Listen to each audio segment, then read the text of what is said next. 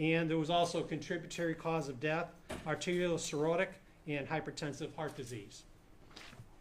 So with that, everything that I'm showing you right here, I've developed some packets. There's thumb drives in the back of the room.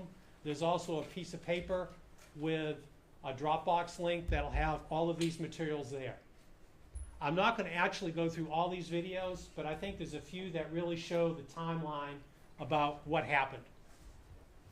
We're going to start off with the convenience store, what was going on in the convenience store in one of the clerks' 911 call to Manatee County EOC, which was transferred to us. County 911, what is the address of your emergency? Hello?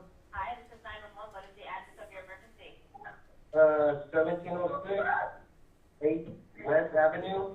I got a person in my store freaking That's out. Mr. Johnson Davis screaming in the Address background. for me, please?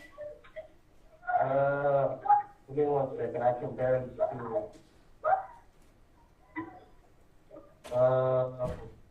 The address is 1706 8th Ave address. The man is freaking out. He is screaming, and he is throwing stuff in my store. What is your name? I'm a worker here at the store. Talk to you, Hungry Howie. Phone number, just in case you get disconnected. Yes, ma'am. Tell me exactly what happened. Well, he's freaking out. He is obviously on something. I'm not sure what he's on, but he's spazzing out. He is screaming. I got customers in the store. He is going behind my counter. He keeps getting close to me and my other coworker. I just need him. He needs help. I'm not sure what he's on, but he's in here right now. He's still screaming. Your servant can hear him, but I yeah. understand. Are you at that location now? Is he violent? He's freaking out. He's getting aggressive. I got coworkers here trying to keep him away from the counter. Are any weapons involved? He's on a bike, man. He's on a bike. He's Okay, in some of are the any store trying to get weapons him. involved? Say this again? Are any weapons involved? No, ma'am. He just parked. He just fell off his bike. He's in the store running around. I understand. Right now, I have him in the parking lot. He just ran outside. Yeah, I'm not sure what's wrong with him. He's just screaming. He's getting aggressive with everybody. Okay. I need to get his description. Is he white, black, or Hispanic? He's wearing a black shirt, black shorts. He is messing with a customer at the pumps right now. Okay, is he a white, black, or Hispanic male? Man, he's just rambling around the park. Now yes, ma'am. Is he white, black, or Hispanic? He is. All right, about how old is he? I want to say maybe, possibly. Thank you. And I just want to confirm, did you say that he arrived on a bicycle? Yes, ma'am. I have his bike right here in the front. There's other customers here with me. What color is My his bike? coworker. The bike is. Are you or anyone else in danger right now? Well, he just ran outside the store, ma'am, but he was getting aggressive with my coworker, so I just had to pick up the phone and take the call. If he was yelling, I'm pretty sure you heard him on the phone. Yes, sir. Outside the store now, I'm not sure where he ran to. He's on something, obviously. And I do have to ask, has he been using drugs or alcohol today? Yes, ma'am. Say that again. Does Say that anyone again? need medical attention? I would say he needs medical attention. Obviously, he's on something. He took too much of something. I'm not sure what it is.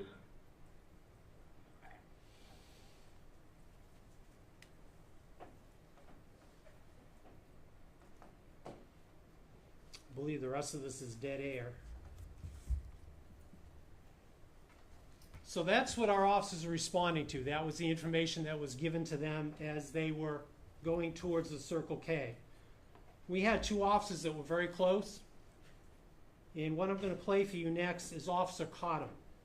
He was the next person to interact with Mr. Johnson Davis. And I'm going to play his vehicle camera first because you're going to see some pretty dramatic action on there. There is no audio to this.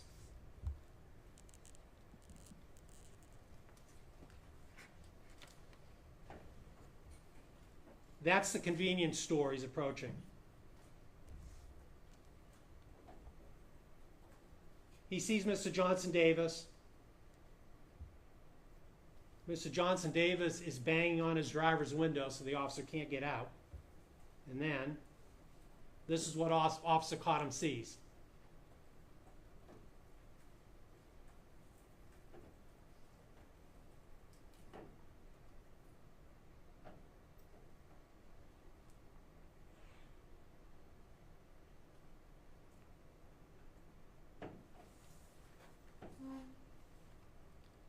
I'm going to now go to Officer Cottom's body camera.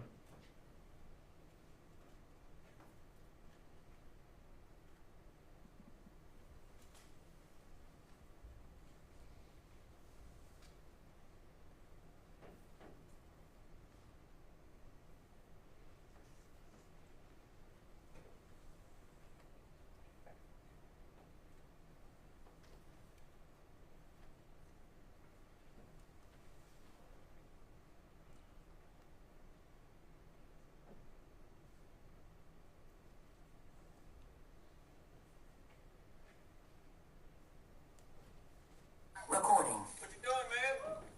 Get off my car. Hey, calm down. Calm down. Calm down. Calm down. Calm down. Stop. Stop, man. Stop. Stop. Take a seat. Hey.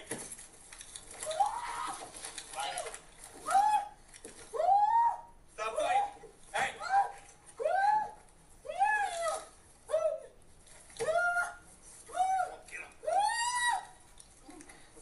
Everybody back. Everybody back. Now. Everybody back.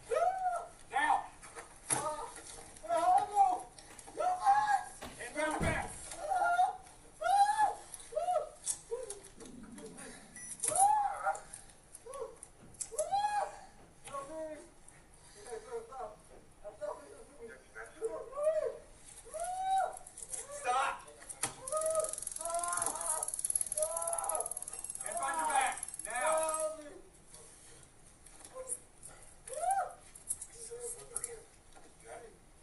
Get that leg so he can't pull it from. Put your knee on his leg so he can't get it from, please.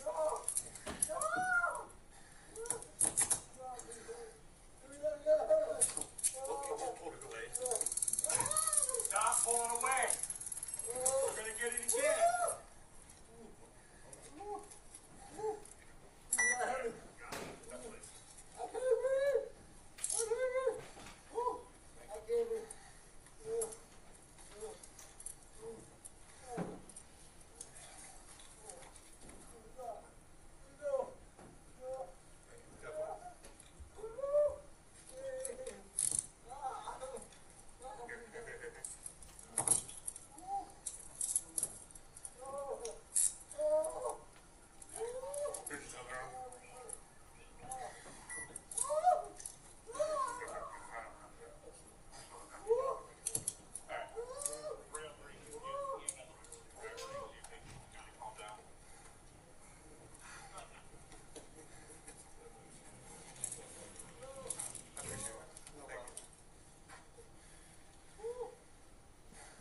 I'm going to pause this here because I want to go back and explain what was going on there. The way he was acting, not just based on what the Circle K clerk told us on the call, but also what Officer Cottom plainly observed and what you saw in the video, we have to take him into custody. We can't let him leave. We can't let him run away. He's a danger to himself and other people. Basically, the Florida Baker Act and Marchman Act not only empower us and authorize us, but require us to take somebody in that condition into custody. So that's originally what they tried to do. He is, although he's not punching or striking the officers, he's physically and he's actively resisting us. They ultimately took him to the ground to get him handcuffed. And it's interesting, it's important to realize that whatever help we're going to get for him, they're not going to be able to accept him unless he's restrained. We can't put him in an ambulance acting like that. He can't go to the hospital acting like that. He can't go to a mental health receiving facility or a drug receiving facility if he's acting out like that. He has to be restrained. And that is all the officers are trying to do. There's been some concern in the community. There's been a lot of rumors in the community that We beat him, we punched him, we kicked him, we tasered him repeatedly while he was handcuffed. And you can see from this, in many of the other angles on the body cameras, that that was not the case. The officers are using minimal force. They were merely trying to wrestle with him to get his arms out, to get him handcuffed. When he would not comply, we applied a taser. There were 2 taser applications, which are proper, our training, basically all the guidance that we get from Axon and Taser, all the science behind Taser is you only apply 2, and then you stop. So you saw that. The first one, they deployed Taser probes, which didn't have any effect on it because both the probes didn't actually go into his body. One got caught up in his shirt. So that's why you heard the second application. We call it a contact, which is where we drop the cartridge and actually touch the individual with the taser. They got partial compliance, then he kind of, locked up. It's a neuromuscular interrupter. So we locked up, and a third officer arrived where they were actually able to get that second hand and finally get him handcuffed. Another thing, and you probably couldn't hear it on this one, I'm going to play you another body camera. Corporal Wilson is the officer that arrived third. The second officer was actually a Bradenton Police Department officer. He was merely driving home through the city when he saw Mr. Johnson Davis on the hood of our patrol car. He stopped to help Officer Cotta. So the third officer was Corporal Wilson. Immediately upon getting him handcuffed, Corporal Wilson, you'll hear him on the radio calling for EMS, because we've got 2 paramount concerns here. First of all, medically, he's quite obviously high. We don't know what he's on, but medically we're concerned about him. Somebody that is that much under the influence can have medical complications, so we need to get EMS there. The care that he may need is certainly beyond what we're trained and equipped to handle. And the second thing is we're calling EMS because in Manatee County, EMS, our paramedics, carry tranquilizers, and we're thinking he needs to be somehow sedated to where we can continue to get him to a facility. I'm going to go to Corporal Wilson's camera next. And again, a lot of this, you're just looking at the same incident. It was basically like 3 minutes. You're looking at the same incident from different angles.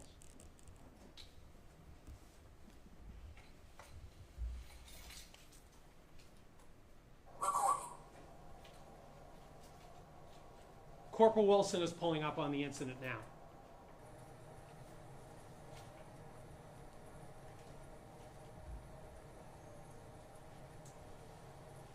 We'll speed it up.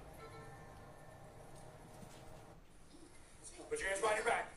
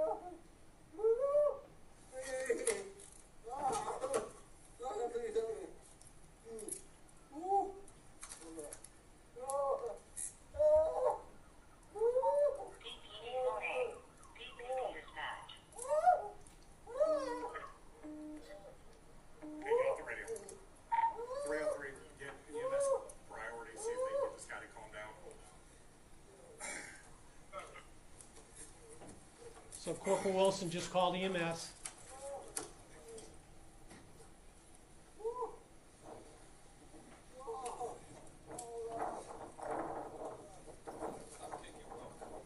You're also going to see them try to put him in a recovery position so he can breathe. Let him lay on the side. Okay. He continually tries to roll onto his face, so they're constantly trying to Lay on move the him. side.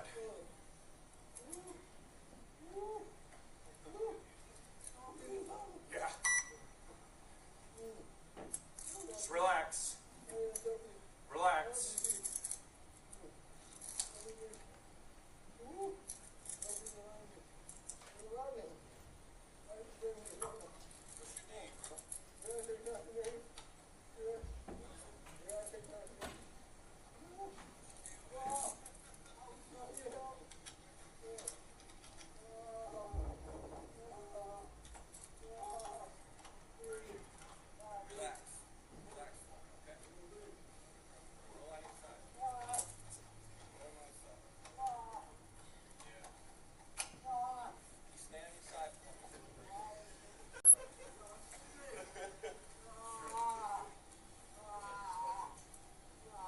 Yeah.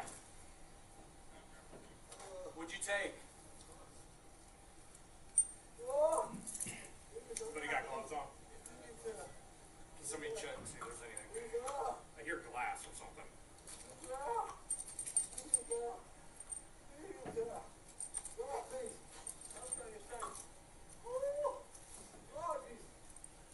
Relax. Relax. There's something, yeah, I don't. It's a needle or if it's a cracked pipe or what it is. Relax, man. Relax. Just relax. Just breathe.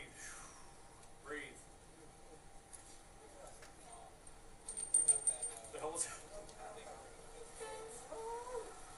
Yeah. EMS is arriving now.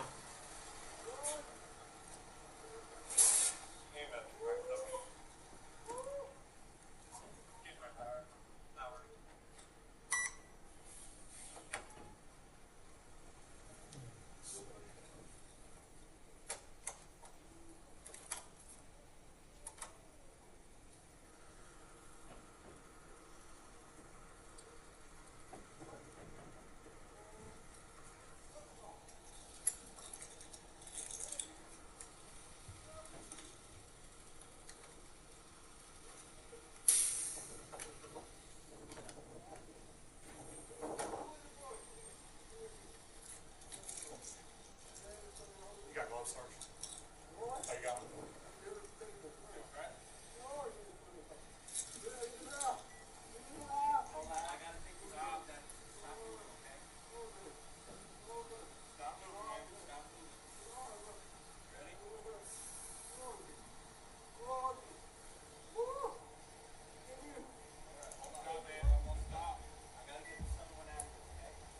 He's taking the taser probes out.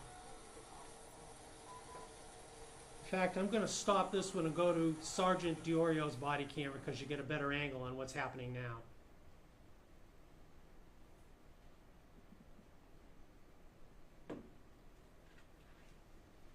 Recording.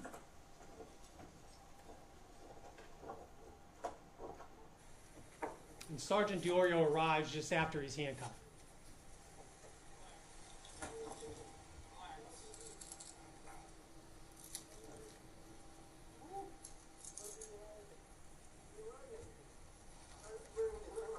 What's your name, bro? What is it? What's your deal, man?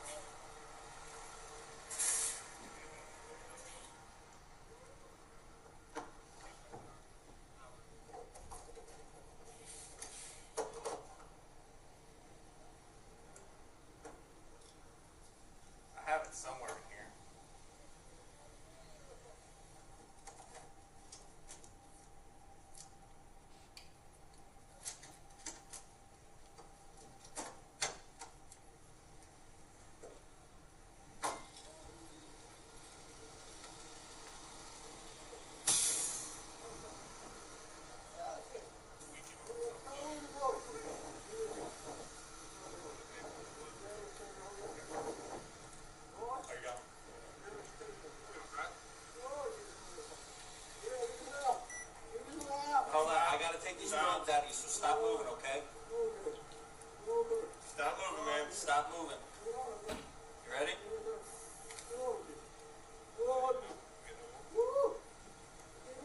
Alright, hold on. Stop, man. We're almost Stop. done. I gotta get this other one out of you, okay? So stop moving for me. Hold on, hold on. Stop moving.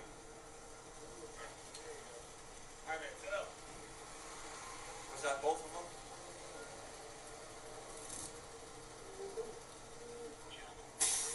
Hey, man, what's going on? Talk to me. Hey, he's a paramedic, bro. Hold on, let me stick this in. Did he hurt you at all?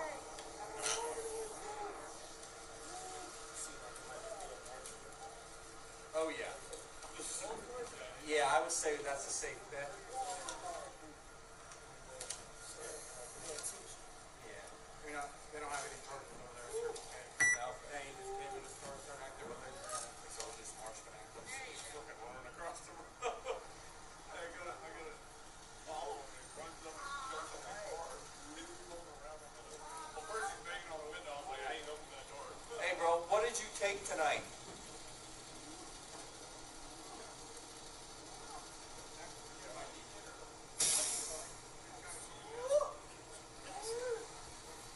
Got anything calmed down? Boss man, what did you take tonight, bro?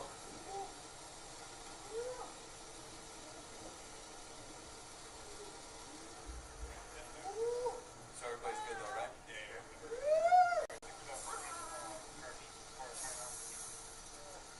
Finally got to deploy the new taser. I like it.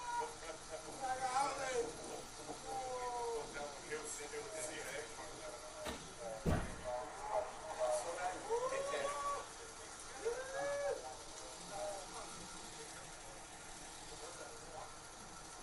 It looked like a brake thing.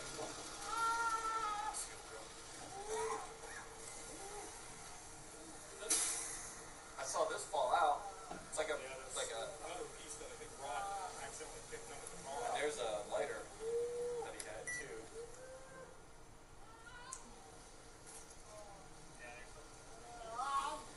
Bro, relax, man.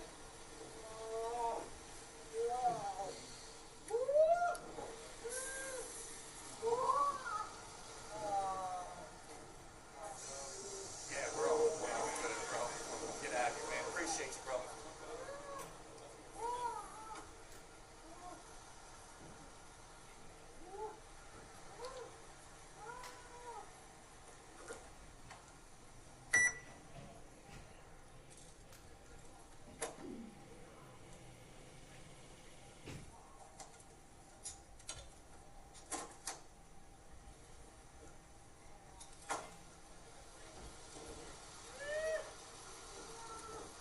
So, you got something to calm him down? Because there's no way he's coming up here. Like, that's just not gonna happen. I don't know that what I got is gonna work. Depending on what he took. There's no getting into or through to him right now. Hold up.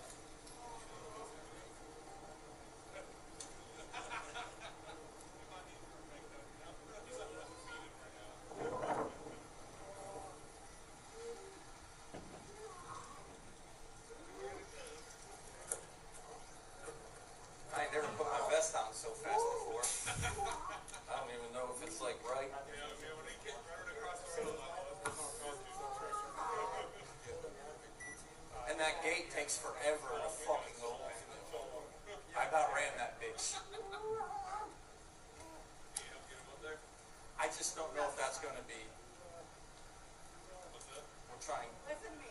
Hopefully they give him something to calm him down a Listen little to me. bit. Stop fucking flopping around so I can hear your vitals, okay?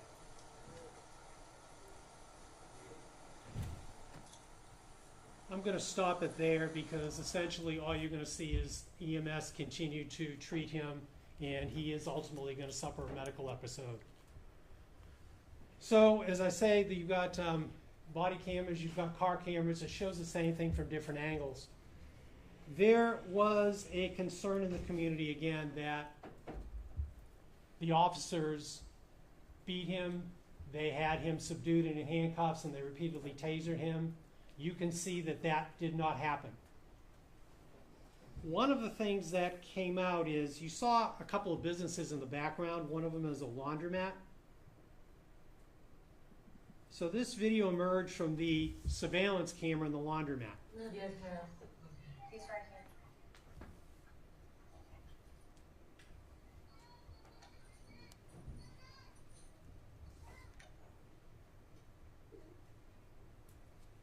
You see him already over there? Oh, yeah. Yes, ma'am. He gonna be running across the poster.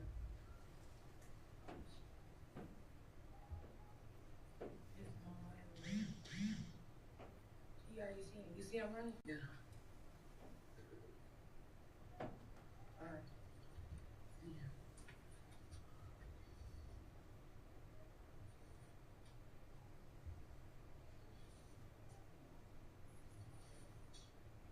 Why is he running back and forth?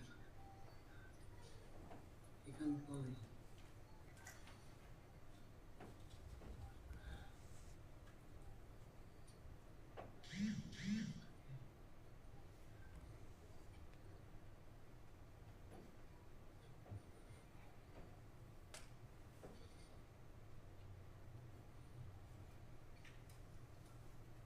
So this police blocking the road. Yeah, that's he with the police right now. He walked up to the police car. That's another. No, that's BPD. Oh, that was a BPD police too, right? That wasn't a Palmetto. That was a BPD right there. I want to stop it right there. The Braden police car that you see that just pulled up, when you look at it, you're going to see this rhythmic strobe effect of lights reflecting off the graphics on the car. That's Palmetto. See kind of on the trunk and on the rear quarter panel area. It's Palmetto. I saw him when he pulled up.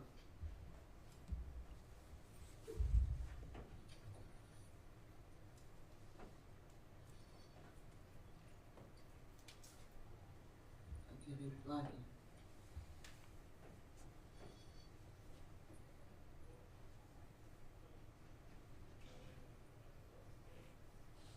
There's 3 places.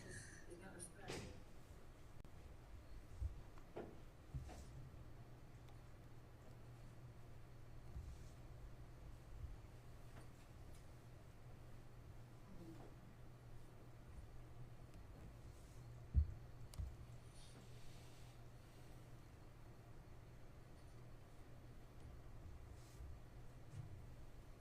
Why is she calling my phone? You see that? You gotta, Yeah. you gotta go back. Can you go back a little bit before so she can get it again? Please. She won't go back.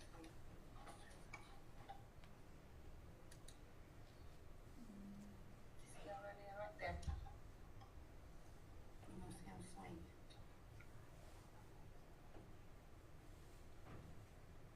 Am I on it? No, go that way. Go to the left. Right there.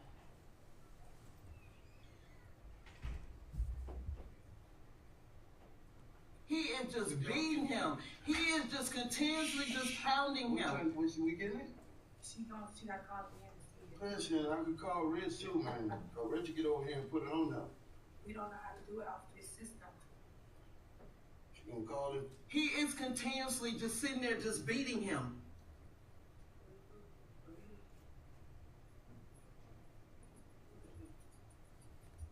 There's still one on left from her. Call Rich on speaker.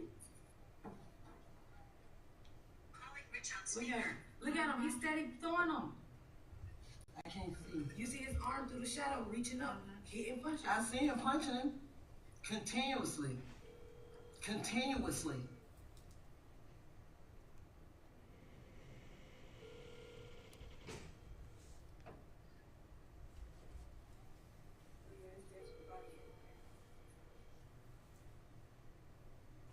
They don't Now have. they done blocked it. How do I Hey, destroy listen. it? FDLE had that video. That was part of their investigation. What you actually see is the continual reflection off the graphics on the car. We see from the body camera video, which is easily synced in with that additional view, that the officers didn't beat him, they didn't punch him, they didn't strike him.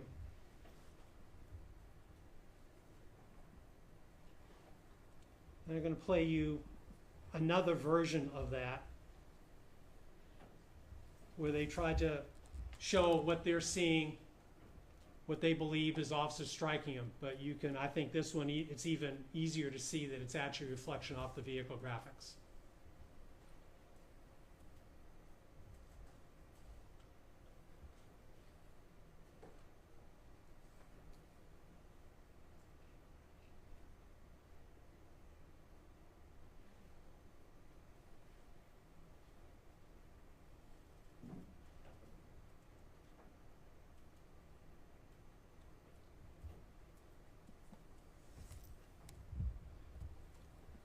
So in closing, I am very mindful of Mr. Johnson Davis's death, and I'm very mindful of the impact that this has had on his family and on his friends. But Palmetto Police Department, Palmetto police officers didn't have anything to do with that death. You saw from the video, not only did they have an obligation to take him into custody, to get him to treatment. They did that with a very low response to resistance. And they were very mindful of his well-being during the entire incident. The minute they got him cuffed, they set him up, they had EMS coming, they kept him in that recovery position even though he continued to thrash around. As a matter of fact, if you look at the timestamp on the body camera videos, it was a little over 9 minutes from the second taser deployment to the time that he starts getting quiet, which I'm thinking is probably when he starts having a medical episode.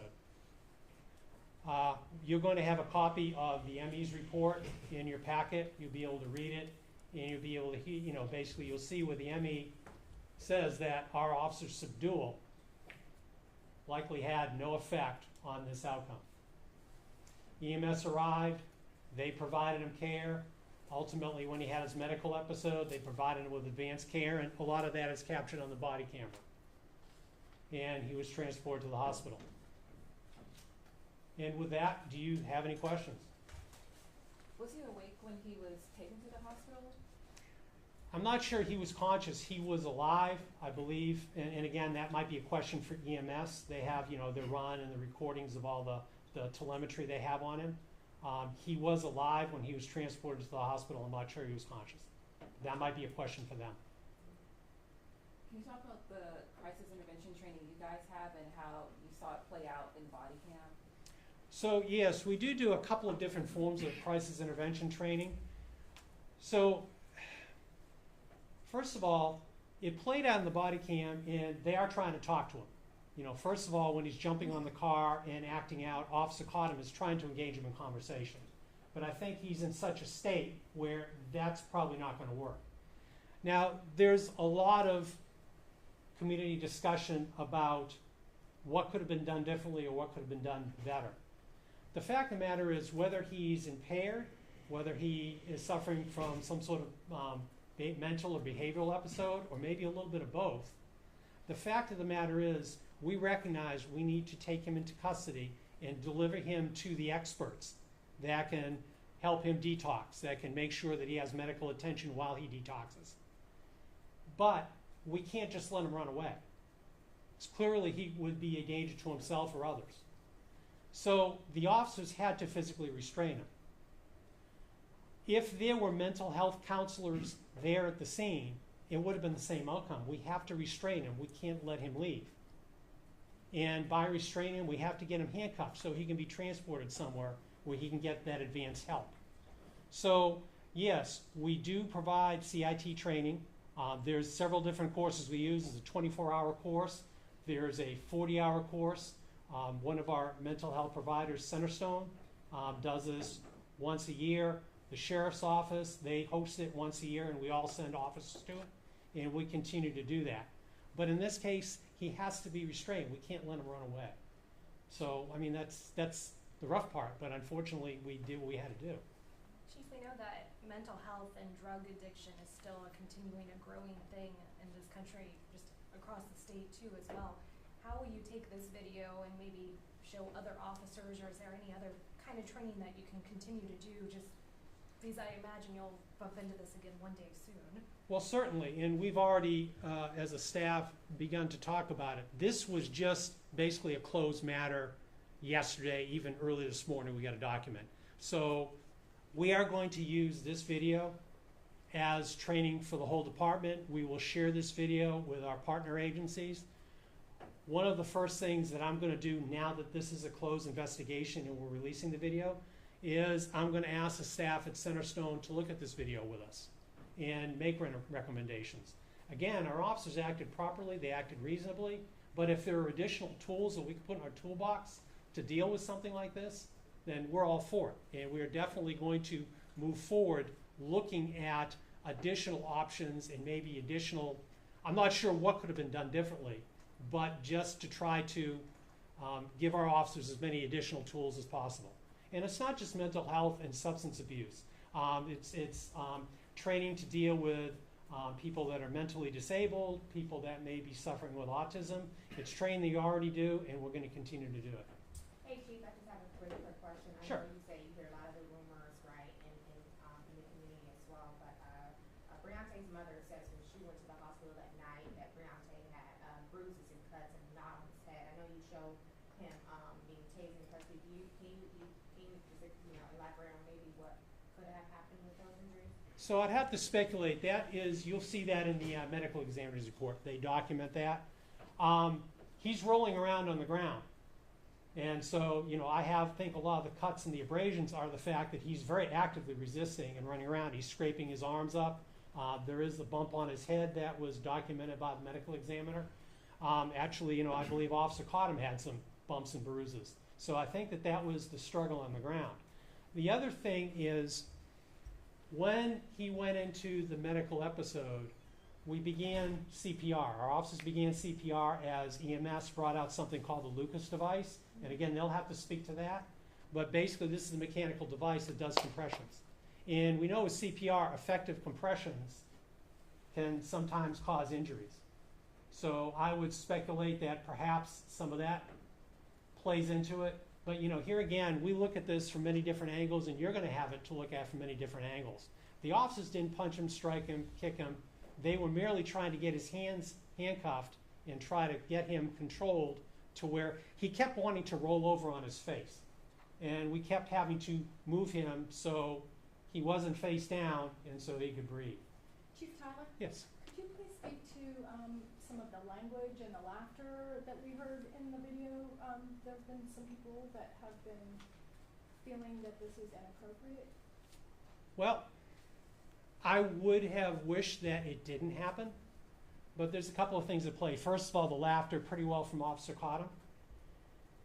It's an adrenaline dump, and it's a reaction to having just wrestled this guy and watched this guy have a medical episode. Does it look good to the public? No, it doesn't. It doesn't look good to me. But again, we all have reactions to stressful or emotional. You'll have officers at the scene of a Hereford crash, and when somebody pans with a camera, they'll be laughing, they'll be smiling. They're not taking joy in the suffering.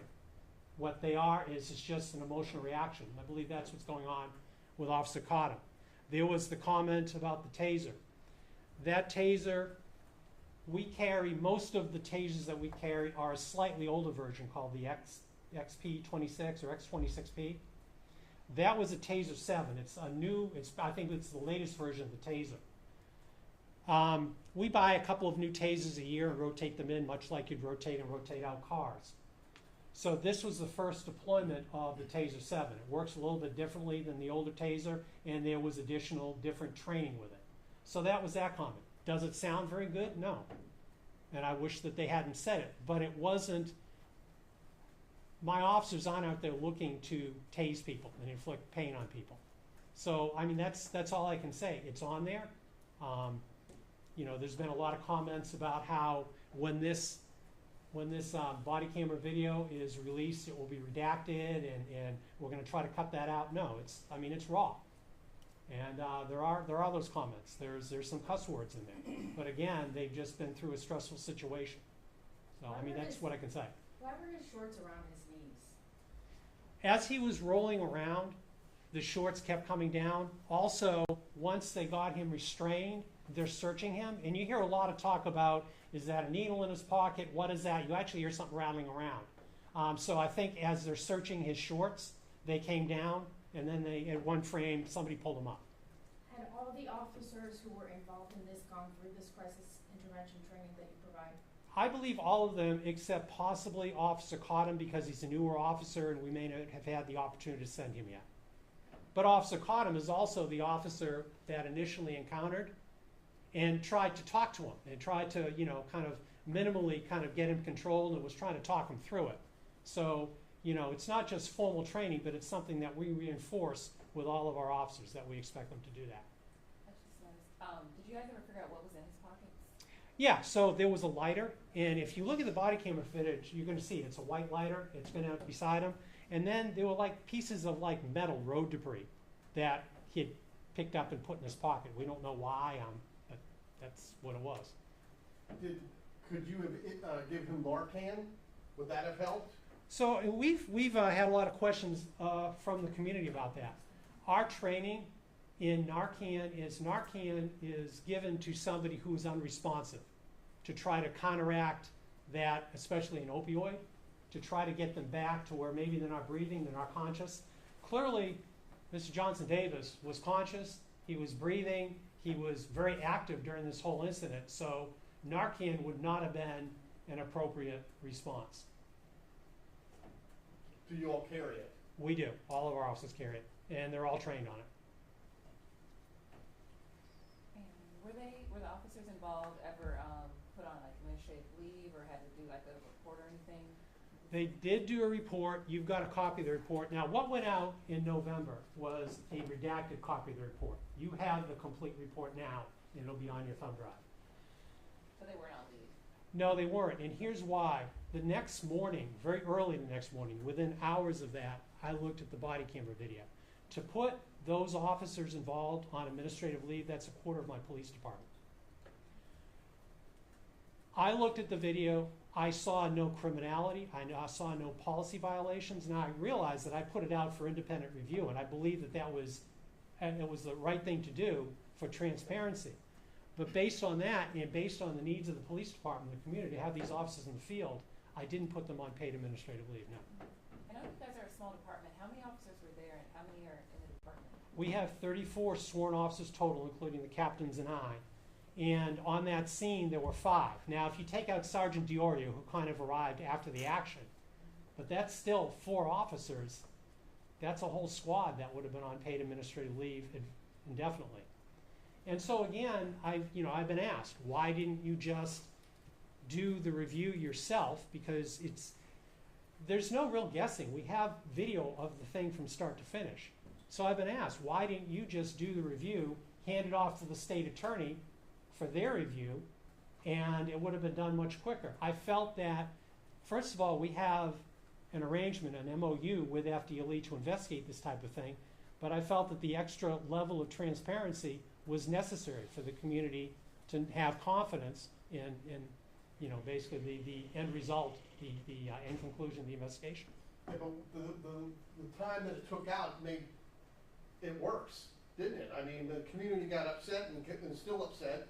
Had you released that earlier, would have been better. No, I'm not sure I agree. First of all, there are many in the community that are upset, and that are upset I didn't release it, but there's also many in the community that have come to me, said, what happened? Well, it's being independently investigated, and we have body camera, the whole thing. There's many in the community that, were willing to wait and hear the conclusion of the investigation. Secondly, had I put that out, first of all, it was an active investigation.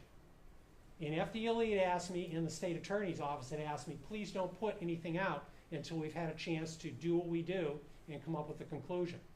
Had I put this out, I just got the medical examiner's report maybe 2 or 3 weeks ago. And even that didn't toll it. The This investigation wasn't concluded until the state attorney's office had a chance to review everything, which they did, and come to a conclusion. And then we did a brief internal ourselves. So I guess I'll take heat, I'll take criticism for not putting it out sooner, but I can't. How can I put the body camera video if I don't have a cause of death? I needed all those parts to bring us to today to be able to release this to you and to the community.